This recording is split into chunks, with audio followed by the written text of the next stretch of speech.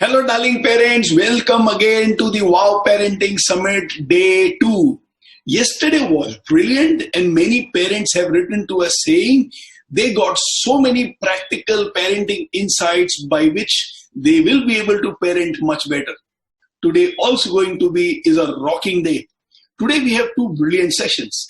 The first session today is on a super interesting topic, which is how to talk so that kids will listen. Now, isn't this a brilliant topic? Many parents come to us and say, Naren, kids do not listen to us. We tell them that which is right for them, but they just don't listen to us what to do. And two, sometimes parents come to us saying, Naren, when we say the same things, they don't listen. But when you say the same thing, for some reason, they seem to be listening. So what is it that you do that we are not able to do? Inspired by those conversations, we decided, let us have this session on how to talk so that kid listen. Well, fortunately, we have two kids at home with whom we seem to have cracked a formula by which we have very good conversations and we don't have these power center games at home. God bless us. My partner in that journey with kids has been my darling wife, Bharti Goedani, and she is going to be our partner in today's session. Now, Bharti is one of the most enthusiastic human beings I ever met in my life. And I'm not saying that only as a proud husband, but I'm saying it based on what so many of her friends tell me every now and then. They say, God knows where she brings her enthusiasm from. So Bharti, really glad to see you that way. Bharti is a visual arts teacher in an international school. Bharti is also an art therapist. And Bharti is also a Tanjore painting. And the proof of art is right behind our heads over here. I will request Bharti to share with her experiences that she has in her art classes, in her art therapy classes, in drawing classes, and in the school. Does she also go through these kind of experiences where somebody comes to her and says that how to talk so that children listen? I would request her to share with us some questions which she comes across quite frequently in life. And let's see, as we answer those questions, can we help thousands of parents who are going to tune in today for this parenting summit. So Bharti, would you like to ask us some questions on how to talk so that kids listen? Yes, I would love to ask that. The first question is, a few of my friends complain kids don't listen to them. Is it because of the generation gap? Well, Bharti, in my experience, there are grandparents who bond brilliantly with the children. So if generation gap by itself was responsible, how is it that two generations apart and folks still bond very well with each other? I think more than generation gap, it is communication gap. I think more than generation gap, it is a hurry, a restlessness towards whatever I say, you just listen and do. I think more than generation gap, it is an inability to understand another person's point of view and then communicate. I think when all these things happen together, we call it generation gap, but actually all these things are nothing but communication gaps. I've seen families where there are differences of opinion, but they communicate beautifully well. There looks like no generation gap over there.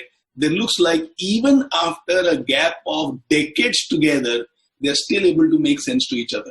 So I, for one, don't believe in something called generation gap, but I definitely believe in something called the communication gap. And hopefully today, in your further questions, we will be able to find a few insights on how do we bridge this communication gap. Bharti? Yeah. Now my second question is, I am teaching my children good things like discipline and focus. The elders in the house are not cooperating. My child therefore has become lazy and lacks focus. I am very worried. How do I make my child listen to me and not to others who are spoiling him? I think it's a very valid question. I also believe it's a question which must be troubling many families. I too have come across situations where especially the mothers are very concerned if they are wanting to teach the children certain things. The grandparents or the other elders in the house do not seem to cooperate. For example, if the mother is insisting on the child sitting down and studying in a particular time, I've heard grandparents say, what will they do after studying so much? We studied and we got only 60%. We have done well in life. Your husband also got 65-70%. He's also doing well in life. So why are you insisting on the child doing their homework as such? I've also heard sometimes in the environment of the house, the elders saying, it's okay if he misses a day in school. That wedding is very important because that person is very close to me. And I've seen mothers especially aghast at these because they believe that the future of their child is going to be a little dark if the child does not stay focused. I assume that the question that you've asked me, Bharti, is born out of a few mothers who have similar concerns. Now, to all these mothers and maybe some fathers who go through the same thing, here are my insights for you. Now and then, take your child out for a drive, for a walk, maybe to the park, maybe to play some game somewhere. And as you're traveling up and down, you speak with them about what do they think the future is like? What are the good things that you admire in their children? You know, there is a beautiful formula that we have which is called as the chutney sandwich formula. Now, what does chutney sandwich mean? There are 2 layers of bread and then there is chutney in between. Now, the chutney stands for those areas where I want the child to improve, and the bread stands for those areas where I believe the child is already doing really well. In other words, when the child believes that I am respected, I am admired, I am accepted in many aspects of life, it is only this 1 or 2 areas where a little improvement will really help me become a better person. The child will cooperate a lot. You know, Bharti, what I've often seen is, there are 2 kinds of communication. One communication in which I communicate to the other person, you're not good enough, you're not good enough, you're not good enough, you're not good enough, hence improve. And the other kind of communication is where you are so good, you are so good, you are so good, would you like to improve over here? Now the ultimate conversation, the ultimate meaning of the conversation is the same, a little area where improvement is required. In the first approach, it's aggressive, it is sad, it is angry, it is worrisome, it is anxiety, it is stress which comes across. For example, let's say the child was given a small task at home and the task was every evening before 7 o'clock, before you go down to play, can you light the lamp in front of God? Let's say this is a small task which has been given to the child. Out of 7 days, the child could do it for 5 days. Then the child missed it on the 6th day. 6th day, the child goes and comes back from playing. Now, how does the communication now happen at home? Possibility number 1, whatever I give to you, you don't do. What I say means nothing to you. You will not listen to me, right? You will completely disobey me. I have given you one small task which takes only 2 minutes. You can't do that well. And then that statement comes where an absolute term is used. You never listen to me. You never do what I want you to do. And then somebody might also say, when I grow old, I don't know whether you will take care of me or you will throw me out of the house. What was the issue? The child forgot to light the lamp. What was the reaction? You're not good, you're not good, you're not good, you're not good, you're not good. And then you say, will you ever do this work properly? Or should you stop it? I only will do it. I am there now. I am the maid of the whole house now. I will do it now. And you make the child again feel, you're not good, you're not good, you're not good. On the other hand, if the communication can be, hey, out of 6 days, you could do it so beautifully for 5 days. Can you explain to me how did you plan these 5 days by which you can do it and you did not forget?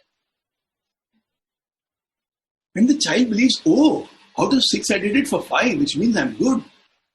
Did I plan something well by which I could do it? What did I do by which I remembered? Which means I can remember. And if the mother looks at the child and says, hey, out of 6 days, at least on 5 days, you helped me out so beautifully. So thankful, yeah. It may be just a 2-3 minute work, but in the process like this, if there are 10 works which 10 people can do for me, 2-3 work, I am so relaxed. Thank you so much for making my life a little easy.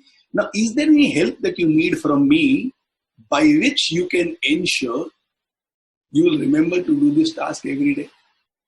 And if you can do it for 30 days non-stop, is there a gift that you would like to have?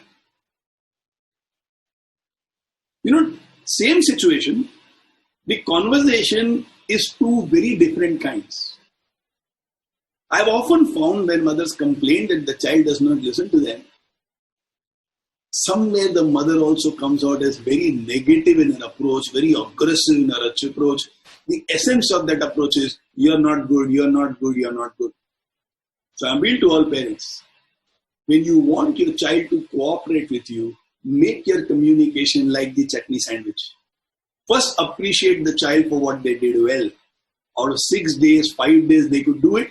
First, appreciate. First, appreciate. In doing it well, the child might have planned something well. Appreciate. Appreciate the child by saying, tell me, teach me, how did you plan so that I also don't forget. Again, appreciation. And then you ask the child, will you be able to remember to do it every day? And then you appreciate him again by saying, in case you're able to do it for 30 days, is there a kind of a gift that you would love to have? You understand what I'm saying? If your communication is positive and it makes the other person believe in themselves a little more, chances of the child cooperating with you becomes very high. Now this is pointer number 1. Remember, chutney sandwich. Point number 2, take help of the husband in case this is a situation with the mom. There are certain battles that you cannot fight alone. The husband can talk to his parents and tell, I want the child to be a little disciplined. When you are telling the child it's okay not to study, he's taking certain things for granted. In our times when we scored 60%, I could even get into medical college. Today, if the child does not score 99%, he won't go into medical college. So what do you suggest should be done? Is it okay if the child scores 60% and does not get admission into any good school and college? Is it okay if he gets admission in a college where other children who come are indisciplined, insincere? And if they grow up that way, in your old age, they may not take care of you at all. So how do we solve this, Appa? Or how do you solve this, Amma? If you can involve the parents in a conversation, this is an issue, I need some help to solve it. Chances are very high. Over a period of many such conversations, the elders in the house will also start cooperating with you. You do these two things and you will find in this particular situation, the children will listen. Arti? Yeah. My third question here is, it's very frustrating when we repeat the same instruction to the children multiple times. Now, how to deal with this?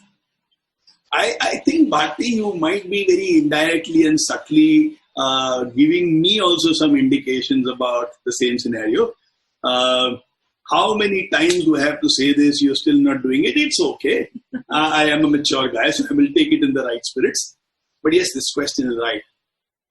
There are times when parents have to make the same instructions to their children again and again, and children seem to take that for granted. Let's take, for example, classically, food is on the table. And you had decided earlier that food will be served on the table at, let's say, 1:30. And 1:25, you announce to everybody, in 5 minutes, food will be on table, please come. And children say, yes, ma. 1:30, nobody's at the table. Food is ready, come on the table. Coming, ma. 1:40, and they are still not at the table. Now your blood starts boiling. You increase your voice and say, food is on the table, nobody wants to eat food. Why am I cooking food for anybody? Are you going to come or not? Kids don't even reply. For them it is like, she's going to scream and shout, yaar, chhod jaane de yaar. And then you barge inside the door and you stand in front of them and you say, food is on the table. Are you going to come or not? Otherwise, I'm not going to cook. I'm just going to put it over there. You cook the food for yourself. You cook dinner also for yourself. Tomorrow also you food for yourself. One day if you do it for yourself, you will understand what's going on. The kids look at that mom. Don't say anything. In 5-7 minutes, come to the dinner table. The entire house seems to be in deadly silence. The food is had. There is no joy in the atmosphere whatsoever. A classic situation. Another situation, you go to your son's room, books are in one place, his undergarments are in one place, 4 of his jeans are hanging in the closet. He has not shaved for a few days. His office bag is in one corner. His notes are in another corner. You look at the room and you are horrified. How have I brought up a child like this? And if he continues to live like this, what will happen to him? And then the temper goes up. Clean this room immediately, otherwise. The child listens. Okay. Out of 7 out of 10 times the child knows they don't have to do anything. They just to weather the storm. A few times they might pick things up. Semblance of cleanliness. But then you know the mess has actually not been cleared. So I'm sure, Bharti, you must be meaning these kind of situations where you have to repeat the same thing again and again and the children don't seem to listen. There can be variations like children don't go down to play or children don't come up from playing at the right time. They don't wash their hands when they're sitting to eat their food and stuff like that. I'll give you some very clever ways by which you can deal with this situation. Bharti, would you like some clever ways? Yes, of course. Or would you like some complicated ways? No, the easier one. The easier ones? Yeah. Okay. Here is something which will work. Yeah. A, whenever you have to instruct your children, you have a maximum of 9 words that you can use to tell them what you want. Can you restrict your instructions to them in a maximum of 9 words? For example, you invited the child to come on the dinner table to eat food. Now, how many words did you use for you to tell them that they should come and have food on time? If you can just say, darlings, 1:30, food will be on the table, please come. About 9 words. If they don't come, all you need to do is go and stand wherever they are and just use 1 word. Food. That's all. Okay. Lunch. Coming, ma. Now. But I'm coming in a few minutes. Now. You don't have to become Bhadrakali. You just have to use 1 word. You know, in that 1 word, they will feel your steel. The steel inside your veins. You speak too much, they lose respect for you. You speak too much, and trust me, inside the head they are saying, I care a damn. You speak too much, and in their head they are thinking, she's like this only. You speak too much, and in the head they will be saying, I don't want hot food, I can heat it on myself, but I don't want hot food, I can have cold. Just because we scream and shout or we create a scene does not mean next time the children are able to listen better or proper. It doesn't mean they are now scared of the shouting as a result of it next time they are going to cooperate. When they know there is a no-nonsense approach, first instruction, maximum 9 words. Second, just go and stand and say 1 word. If possible, have a smile on your face. Okay. That smile which says, food, come, Now, please. When you have a smile on the face, children find it so difficult to take that smile away. They might look at you and say, okay, mama, 1 minute. And you'll say, waiting. Then that 1 minute will get over in 15 seconds. Or max it'll take 1 minute, but they'll come. The environment remains right and the children listen. The background behind these conversations is, I cannot get cooperation from people when they feel disrespected by me. You cannot get cooperation from people when they feel disrespected by you. People will cooperate happily when they feel tremendous respect from you. So you might say, Naren, I can't do it every day. I'm saying it, you have to do it a few days. We send our children to school for 13, 14 years, then for graduation, then for post-graduation. We teach them for 20 years so that they know how to earn a living. I'm saying for 20 days, if you can do this technique, 20 days, you will find solutions are coming. So be firm, but be very strong and have that smiley on your face. You'll be surprised by the cooperation. Nothing? Yes. Okay. Now comes up my next question. Some parents are scared of the kinds of friends their children have. How to convince children about the need for the right kind of friends? What works over here, again, is not instructions.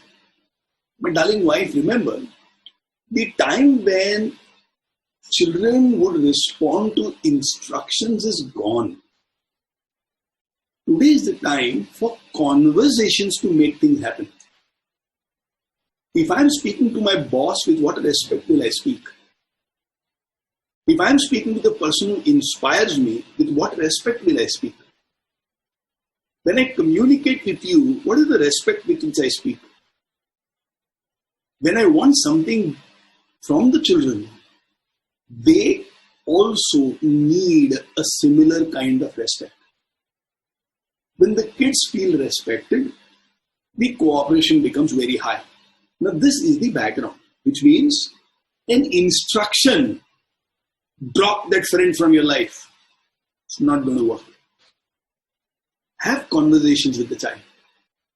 Now, let me guide you to a few kinds of conversations. How to talk so that kids can listen.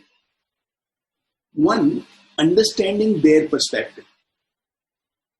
So let's say, Bharti, for example, you have a friend and that friend is always cribbing about something which is not okay in her life. So let's say one day she says, actually I have a gynec problem. The other day she says, my husband does not give me time only. The third day she says, my in-laws they can make a mess of the relationship with my husband. The fourth day she says, I've done so much for my friends, and when I need my friend, there is nobody next to me. And every day that friend complains to you and passes on her negativity to you. And in the night when we meet, you talk, Naren, what happened to that friend of mine? Do you know what she's going through? And every day you tell me sad stories about her life. Now imagine if I tell you, Bharti, drop that friend from your life. You will not talk to her anymore.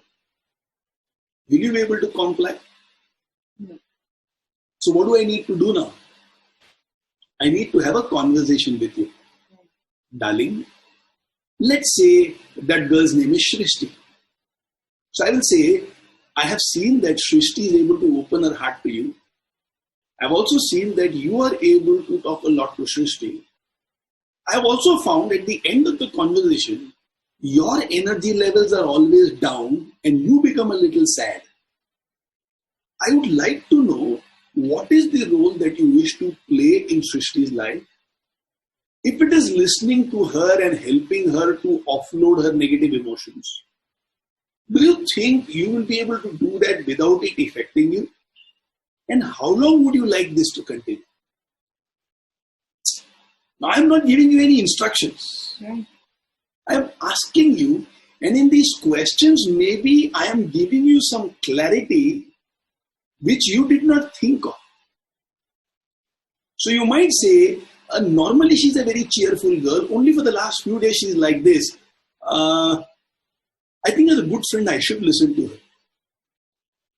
What will I do now? Bharti, that's brilliant. A friend in need is a friend indeed. I wish people had more friends like you. But when you speak with her and your energy level goes down, you become a little sad. Will you be able to handle this for a long time? No. Now, if you see, your nod of the head says, no, I can't handle it for a long time. It's difficult, right? So how many more days would you like to give her a chance before one of those days? Do you think you will have to tell her that, I think every day we have been speaking about something not okay in your life. For a change today, let's speak only about good things. So, would you like to have that kind of a conversation also with her one of these days? Yes. So now you see, I'm not giving you instructions. I'm giving you guidance. I'm not telling what to do. I'm asking you, what do you think you should be doing? Not in a patronizing tone. Not in a sarcastic tone. So I'm not saying, don't you think one of these days you should tell her this is enough? Now when I say that in that tone, you feel rejected. You feel as if I'm not respecting your friendship. And you will be even more determined to take that negativity, saying, I'm going to be her friend come what may. Then we will have a power struggle. So involve your friend in a conversation and get them out of negativity. I've said that to you without saying it to you through a question and guidance. Now imagine when your child has a wrong friend, you having the same kind of a conversation. So in their presence, do you feel very good? You must be enjoying something about that relationship. I would like to know what is going right in that relationship for you. Okay. The moment I have these conversations, I'm opening somebody's mind, and the mind is opening from inside, not from outside. Second thing that you can do is, you can talk about your experiences when you had a wrong friend and how did that harm you in life. Okay. Third thing, you can talk about historical figures. For example, you can speak about how Sachin Tendulkar had a senior called Anil Gurav, and Anil Gurav was not the right kind of a friend for Sachin. Anil Gurav had a lot of friends, including Sachin. Some of them were wrong friends. Today, Sachin Tendulkar's net worth will be 1,000 crores, and Anil Gurav stays in a chawl in a 4 feet by 8 feet place, and he's gone to jail a few times. Just speak about this and say, how do you think Sachin would have made the choices of friends? And how do you think Anil Gurav would have made choices of friends? Again, you're not instructing the child. You're giving a real example and making the child think that I am a possible Sachin Tendulkar, I am also a possible Anil Gurav. Depends on, do I make the right choice of friends or the wrong choice of friends? Please do not instruct. Ask questions with a lot of respect. So speak about historical figures, speak about your own life, and ask them, appreciating their friendship and their need to be great friends, whether they'll be able to deal with the negativity of their friends. You deal with this, your child will make only good friends in life. Okay. Bharti, I'm sorry, we'll have to end the conversation. Okay. I wish we can continue this conversation. It was going on so beautifully well. But every session that we are having in this summit is only for 30 minutes. In the Wow Parenting app, which you can download, there are many such insights, small, big insights on how you can instruct so that children will listen, how to communicate to children. For the time being, I'm sorry, I'll have to say bye to you, and we will complete this session. I'm sure the thousands of parents who have heard this conversation today will get some help and insights. So Bharti, thank you so much for being with us. It was very sweet of you to offer your time. Do the research to find out what are the questions which is troubling parents in communication between parents and their children. Thank you so much for being with us, Bharti. Thank you.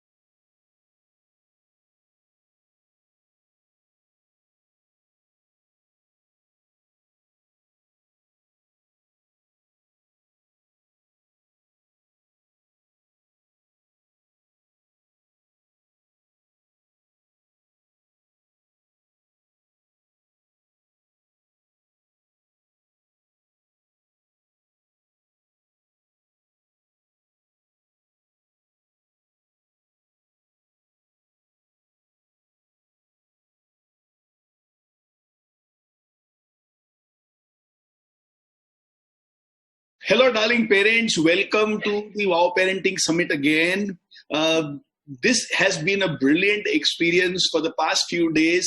We have been experiencing overwhelming response from our parents. I don't know whether you know about it or not, but we have close to 65,000 registrations from 120 countries, and people from about 422 cities are going to be watching this session. So to all of you across the world, thank you so much for joining us, and welcome to this very crucial, critical episode that we're going to have.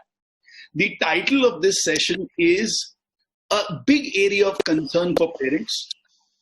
Today, when both mom and dad are working and children are all alone, today when 3G, 4G devices are available to children at home, today when many of them have a tab, a phone or a laptop at home, they have access to a lot of content on the digital platforms. Of course, many of them are extraordinarily good, like the seminar that we are having, but sometimes they have access to content which we believe might be a little earlier their age, and as parents, we might be a little scared about what they watch. I'm talking about the exposure to pornography and to sex that children have at this age.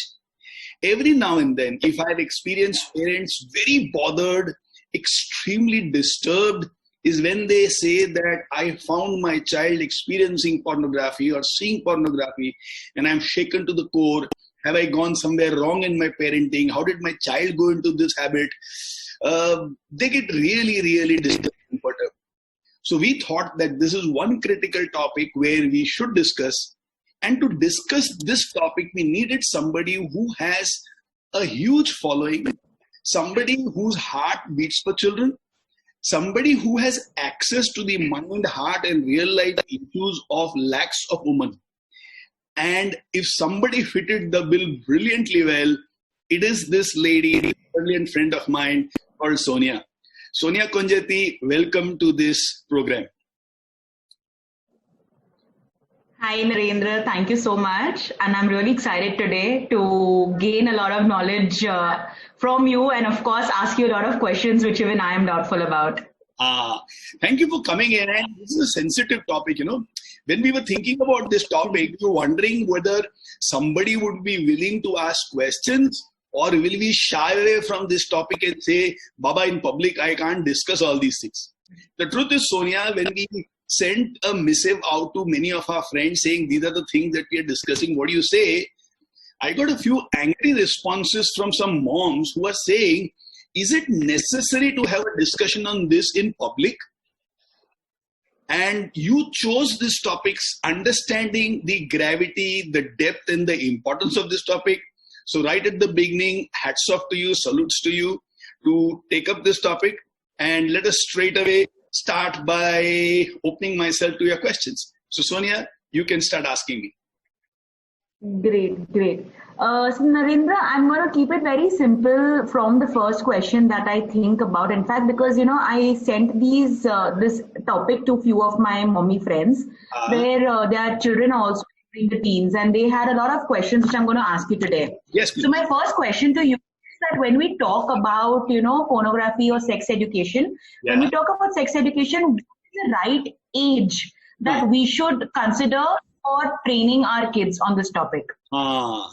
So probably the best question with which we could have begun this conversation, Sonia.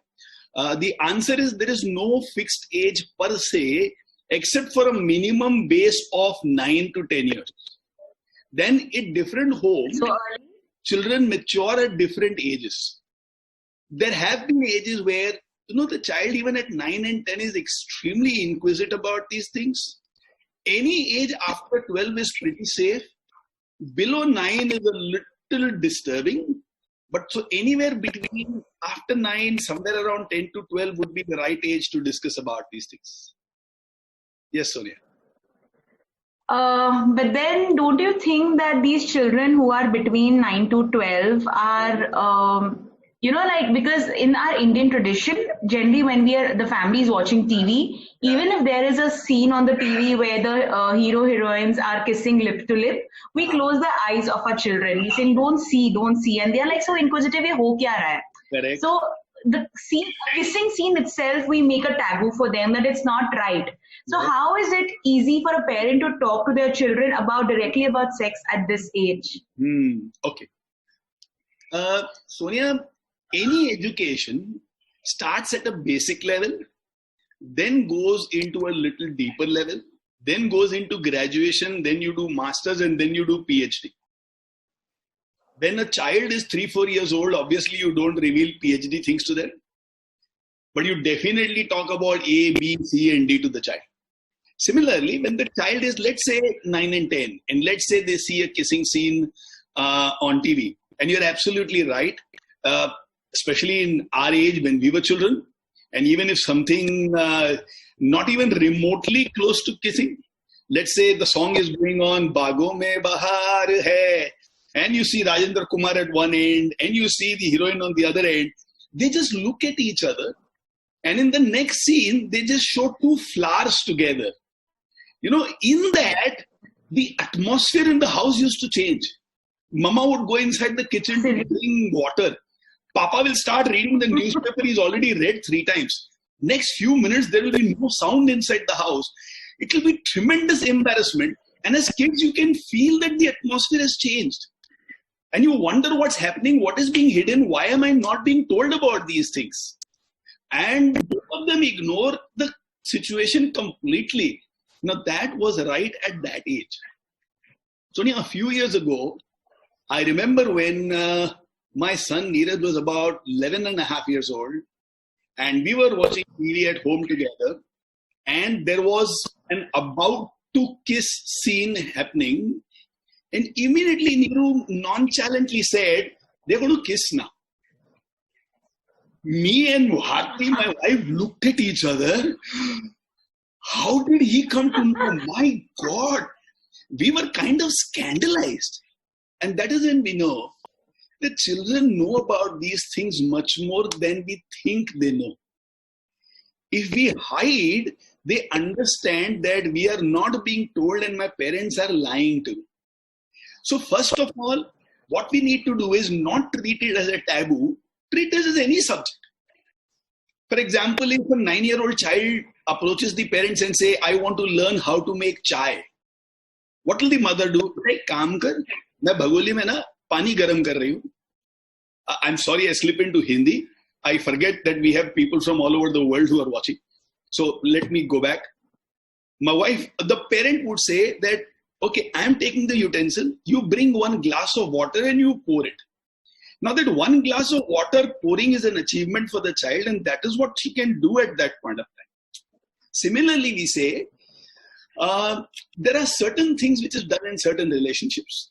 Like in school, your teacher teaches something. Like the cobbler mends the shoes when the other day your shoes got torn. The milkman, when we go to that place where the cows are there and he's an expert in taking milk out, everybody has certain things that they do well. And at a certain age with some experience, you learn these things. Similarly, this kissing that you do happens between people who want to live the rest of their lives together as husband and wife. At the right time, we will discuss more about it. So we just make it into a matter of fact discussion rather than saying it as this is one hallmark of life or one turning point of evolution. The bigger we make it, the more complicated it becomes. The simpler we keep it, the more easy it becomes. Sonia? I absolutely agree with you on this part, Narendra, because last week, of course, because at these days everyone is at home and they're watching a lot of different movies and series. So a lot of kissing scenes happen, and my daughter who's 11, so we used to close her eyes. But then once I read an article and I understood that we should not make it a taboo for her, so I told her, okay, you can watch. I'll tell you why this happens and with whom you can do it and all.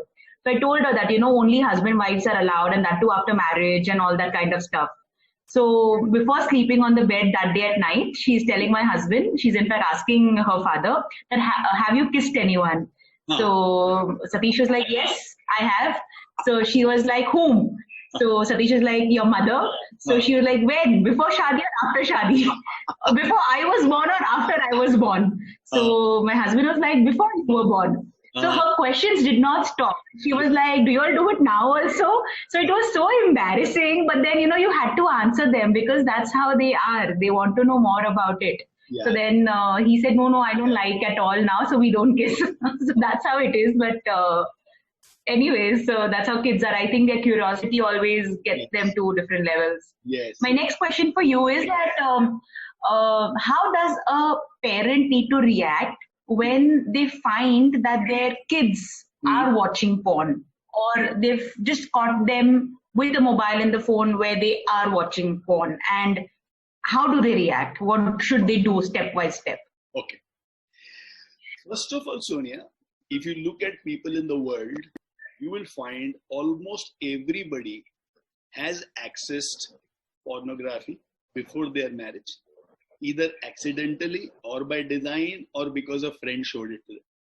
So there is no need to pretend to be holier than thou in matters like this. When we were in college, even when we were in class 8th and 9th, there would be what we would call as non-veg jokes, all around. So let us not pretend as if we are absolutely pure and discussion about sex is something which is impure. I always tell parents, look into it as just curiosity which is manifested in a particular direction. Now, if I can see that Sonia has been able to nurture an extraordinary community of women in Pune, which is now what, 2 lakhs plus, Sonia? Yes. So 2 lakhs plus? 2,15,000, yeah. I meet Sonia and my curiosity would be like, darling, can you explain to me how did you make it happen? What were the difficulties? When did you begin? When did it grow beyond your expectations? I will have a million questions to ask, not necessarily because I want to create a community of 2 lakhs, but to me it is, wow, what a brilliant thing. Let me find out. Similarly, when children ask about pornography or they watch pornography, not necessary that they want to do something in that direction right now. It is just a curiosity because they've heard some people speak about it. They were made to believe that it is something very exciting. So take it as a subject in which the children have curiosity. Second step, just acknowledge it and say, let's discuss about this after about 2 days. In 2 days, you also gather your wits together. Let the child also calm down. And when we speak with the child, let it not be like you did a blunder, you made a mistake and you were caught. Let it be like, okay, you have interest in certain area. I might be able to guide you over there. Let's sit and discuss. So I have a son, Neeraj, who's about 24 years old and he has done his engineering. He works, he's just got into Deloitte. Now, when I meet my son and if my son says, Papa, I want to do business, I'm not going to say you are to be blamed, you have done some mistake. I will say, come, let's sit. Maybe I'll be able to guide you because I run many companies. So I'll ask, somebody told you to watch. What happens to you when you watch? Are you expecting something out of this? Do you want any guidance from me? Chances are the child will not open up and the child will pretend as if it is sorry. And it will realize that maybe this is wrong because that is how the world is told. If you get caught, it is going to be wrong. But the cooler the parents are about it, the less is the taboo about it. The more aghast the parents are, the bigger the taboo it is. Now, this is the background of the conversation. Then what we do is, now this is very essential, Sony. Then what we do is tell the child, beta, when you see movies, let's say for example, you saw Spider-Man and you saw Spider-Man swinging between buildings using his web. Let's say you saw Batman and you saw how he has a bat cave and a bat vehicle. Let's say you see these Captain America superhero movies, but forget about it. Let's say you see a Rohit Shetty movie where you see how Salman Khan comes in or how Akshay Kumar acts. And when they jump from 30, 40 floors and when they move around like this, like a Rajnikant move, Rajnikant moves like this and 200 people are thrown away. Do you think it really happens this way? Obviously, every child knows this is not real. Right, Sonia?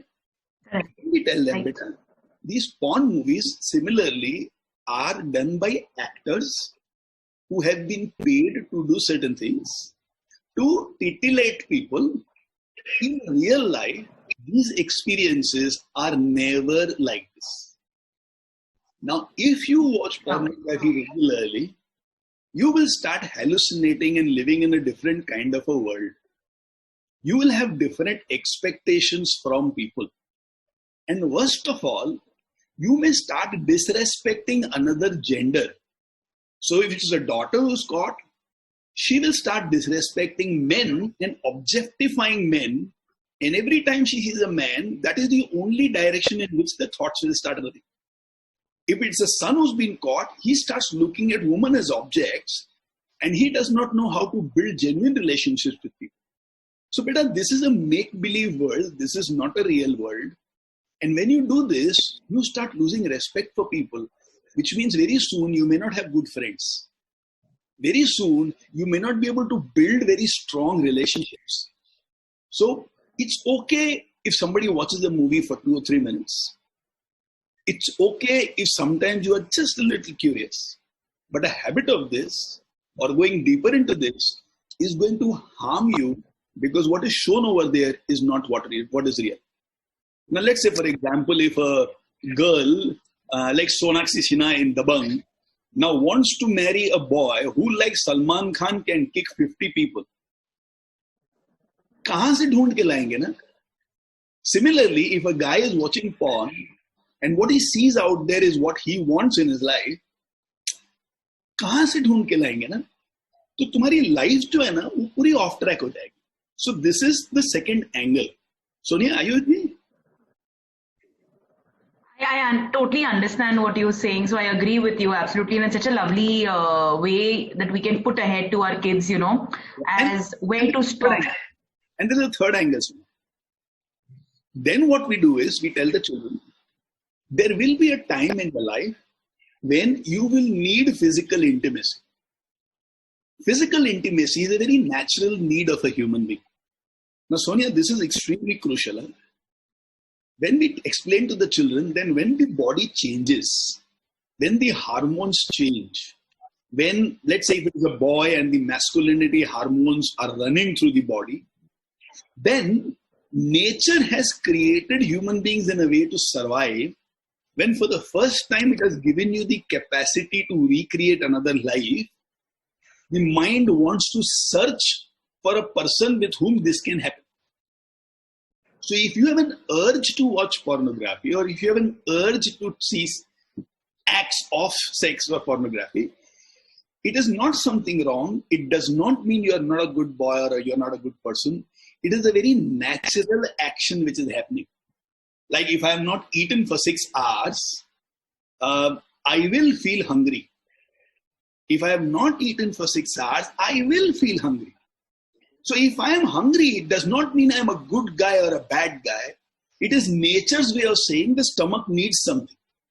Similarly, when we have these urges and desires, you just smile at it. Like I do upvas, and let's say Saturday is my upvas day.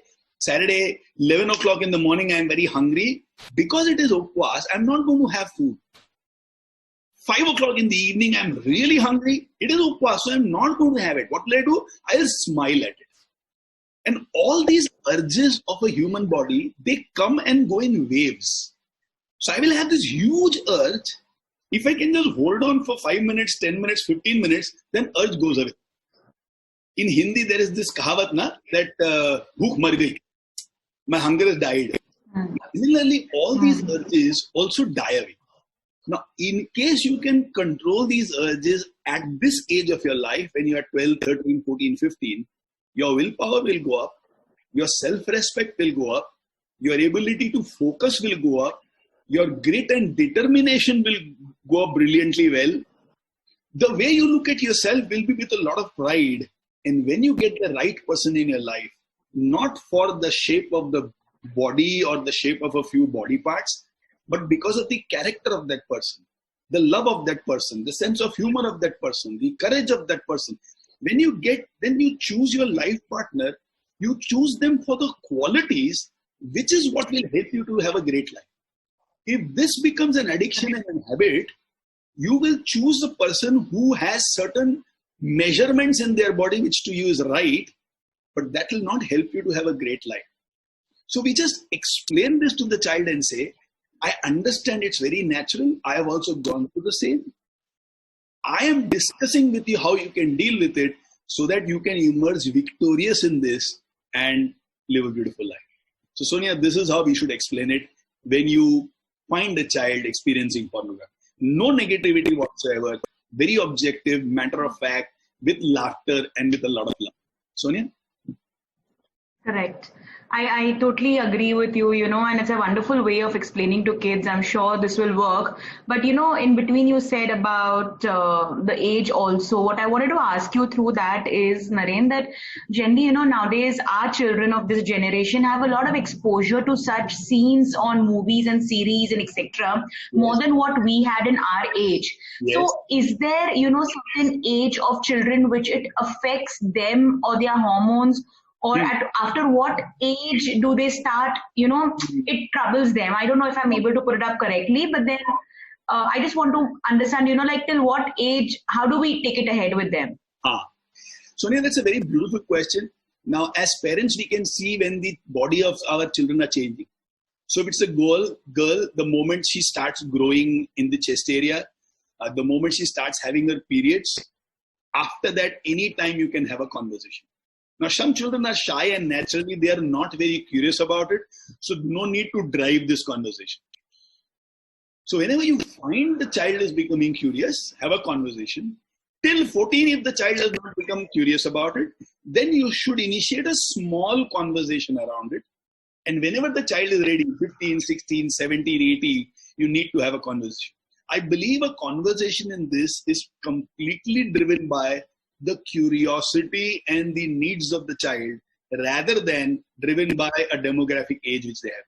Similarly, for a boy, the moment he starts growing facial hair, thodi mooch aa rahi hai, thodi daadi aa rahi hai, then okay, those hormones have come, the testosterone is flowing through the body of the child. That time you can just begin a conversation and say, beta, does it excite you? I mean, when you see this, do you feel a little embarrassed or does your heartbeat increase? Very honestly tell mama or tell papa. And if you're bonding with the child is good, the child will open up and say, yeah, it happens, but I don't like it. But on the face, you will understand that the child wants more details or not. So just give that little detail, explain about science, that this is nature's way. And if they ever want to talk, come and talk. Sonia? Lovely. And is there a different ways to educate a boy child or a girl child about sex education? Sonia, in our home, what we have done is, fortunately, I have a boy at home and a girl at home who are 5 years apart and an eldest child who stays in another flat by herself. In our home, we had a joint conversation. The idea was, there is no taboo about it. Isme ganda kuch nahi. In our country, in the temples, we have scenes of lovemaking between man and woman. We saw it as an act of God and more importantly, an act of creation. The element of lust was not there. The element of creation was there together. So if you and me can discuss about it nonchalantly, matter of fact, with a smile, no big shakes, then if you have a girl and a boy 2 years, 3 years, 4 years apart, it will be so awesome if you can discuss it together. But if you think you can't handle it, as a parent, if I can't handle it, then it's better that the father talks to the son and the mother talks to the daughter. But in our case, my wife said, Baba, I can't explain the way you do, so you better speak to both of them. We had a conversation by sitting together, and what I discussed with you is what we discussed at home, and it has been absolutely okay. So is it that you suggest that parents should take up this conversation, or if they're not very comfortable, should they approach some counselor or somebody as such, or a teacher? How does it work? Sonia, after you have heard this conversation, after we have had this conversation, I don't think you need to go to anybody in the world to ask them to discuss with your children. Because the way you see your children's face and understand what's going on, the way you can make them sit next to you and have a conversation, the way you can bring the right context. If you remember, I said that the way a cobbler takes care of our shoes. And I can say, remember that day when we went to the cobbler? So the way I can bring in context about my children, a counselor won't be able to bring it. And finally, we don't know what is the maturity of the counselor as far as these things are concerned. They know the technicals, but they don't know how to make it simple. And hence my request to all parents is, you are the best people to discuss about it. Do not go to anybody else, including me. And it's a 15-minute conversation. It's not a 2-hour conversation. So have it at your home. So you first, maybe parents need to broaden their mind a little.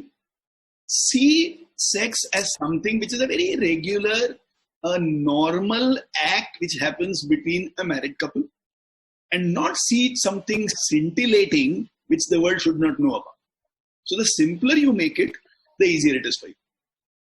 Sonia? Great. That's really nice, Naren, because we spoke about sex education, we spoke about the urge or, the inquisitiveness to watch porn.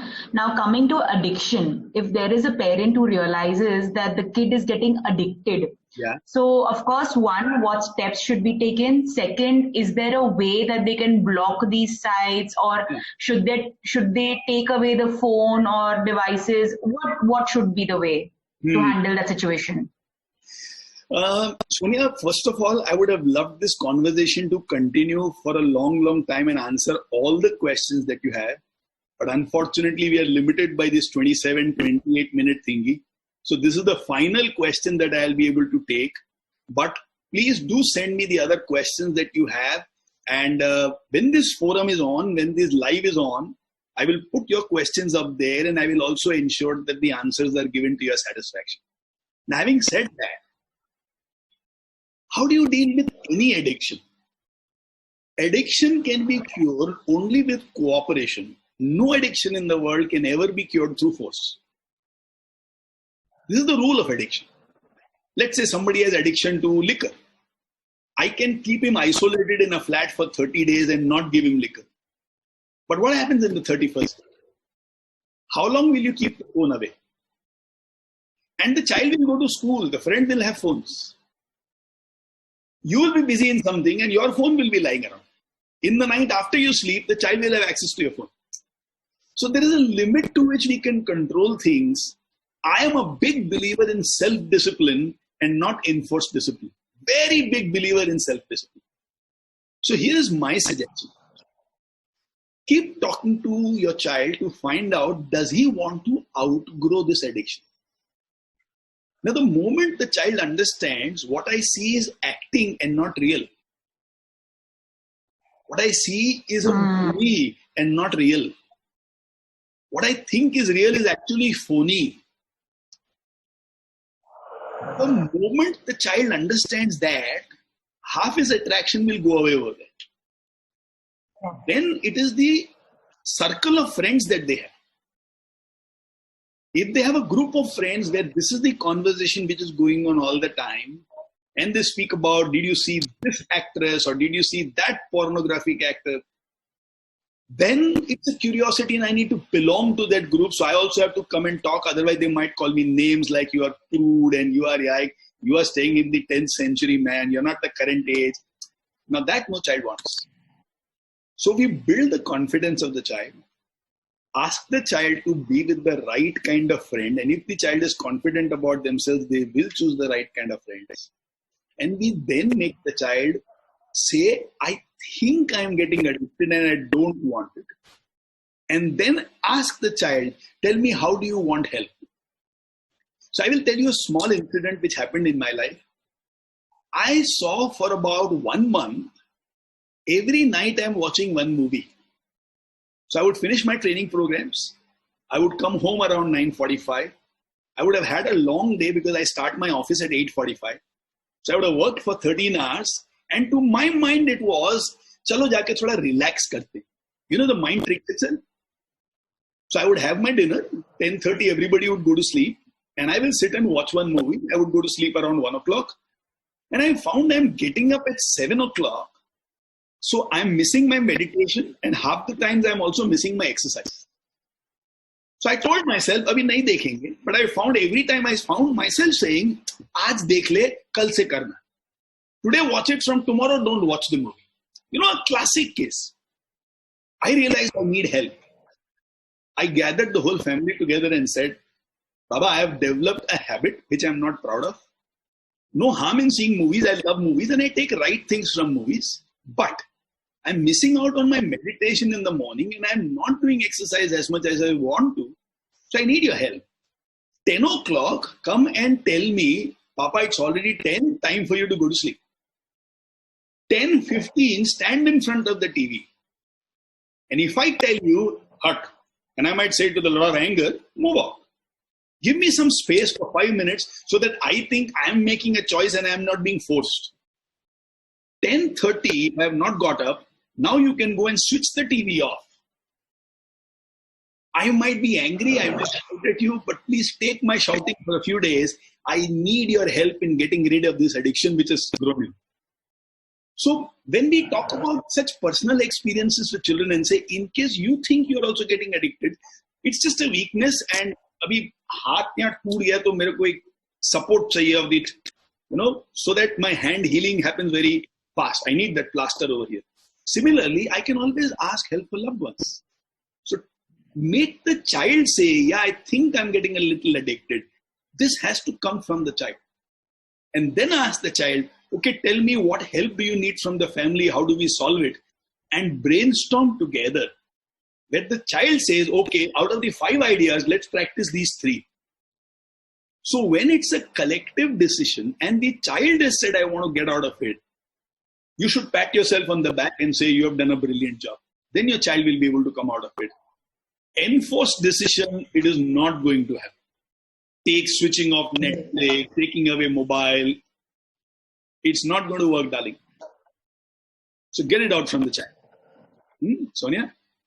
That's really nice. I truly think even I'm going to be a very good mother ahead whenever my kid gets into her teens and it's my time. Thank you so much for sharing so much of knowledge, Narendra. It was wonderful and enriching today to hear you.